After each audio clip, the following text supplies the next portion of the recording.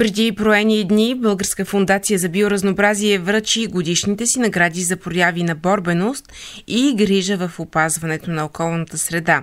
Тя открои непримиримите примери, които вдъхновяват, провокират и променят средата, в която живеем. В категория инициативи с локално значение на първо място бе отличено движението Clean and Green Гоце Делчев. Журито от изявени общественици и обичани личности популярни го отличи измежду 15 номинирани инициативи, някои от които на големи градове и световни организации. Създателят на движението Clean and Green Георги Златинов печели все повече съмишленици с личният си пример и отдаденост на каузата за чиста природа.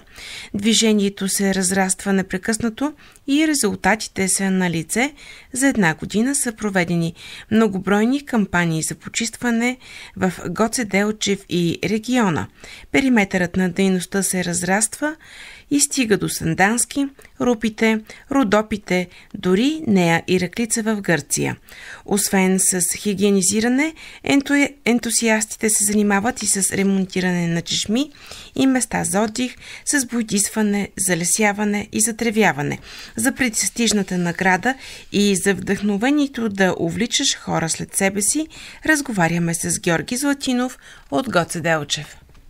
Честно казано, всяка една от инициативите, които участват там, заслужават високо място. Не бих казал, че сме много пред другите като инициативи, защото резултатите, които са показали, са уникални и всяко едно от тях се стреми към нещо добро и не бих казал, че се състезаваме с тях, а по-скоро сме като партньори в това начинание, което заедно се опитваме да създадем един малко по-добър свят и всички останали печелят от това нещо. Тъй, че за мен беше огромна изненада, когато научих първо за номинацията, защото мислех, че е малко рано за нас да се покажем на национално ниво, защото сме малък град и малко като обхват на дейностите ни не сме разпръснати по големите градове толкова много все още и затова не очаквах, че може да се състезаваме с останали на такова високо ниво, но след като бяхме избрани от журито на първо място, осъзнах, че може би преценката първоначално е била малко грешна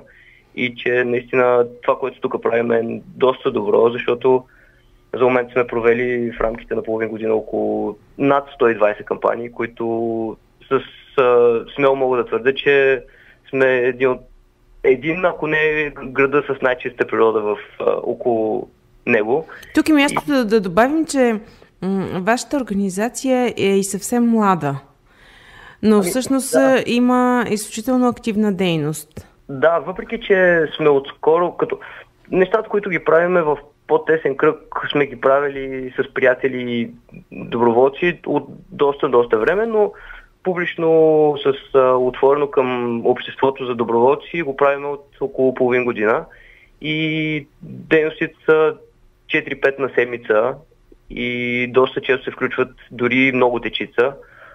Това, което правим в момента е главният фокус, като първите стъпки е малко повече за чистотата на околната среда, но правим доста други инициативи, като бойдисване на стени, ремонти на пейки, чешми, монтираме осветителни тела на публични обекти, където примерно хората ходят да си пълнят водичка в планината и във всякакво направление. Дори имаме проект за бездомни животни, който развиваме, но в момента фокусът е предимно чистота и опазване. Господин Златинов, вашата организация Clean and Green кога е създадена, колко време съществува и за своето съществуване всъщност колко чувала отпадъци събрахте вие и вашите съмишленици? Като статистика имам всяко едно от тези неща описани, обаче в момента не съм ги калкулирал грубо.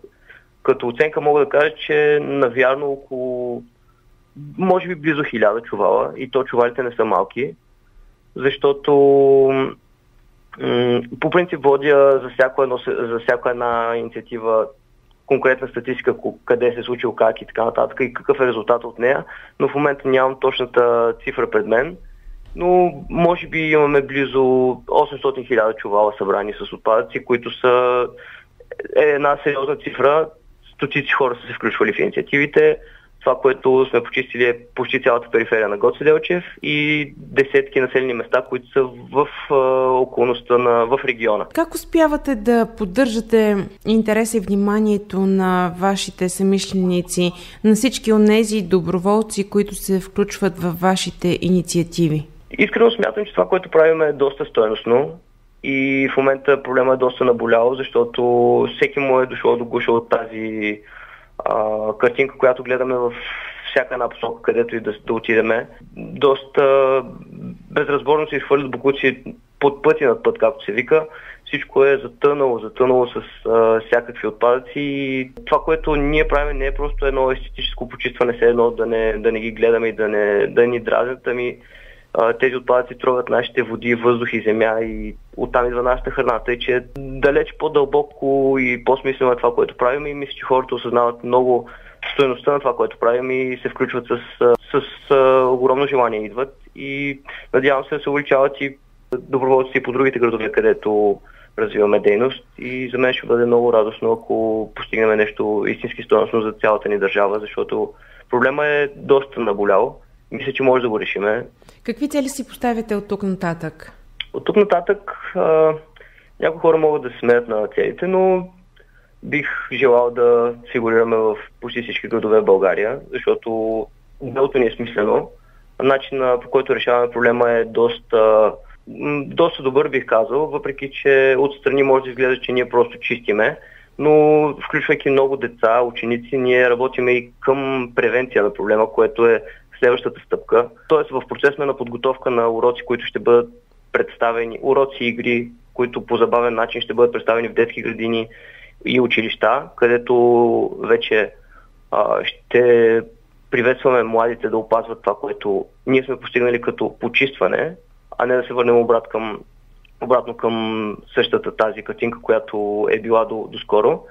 Вече дори работим и в чужбина. Надявам се и да се разраства повече като мисия и организацията да расте с същите темпове, с които е растяла и сега.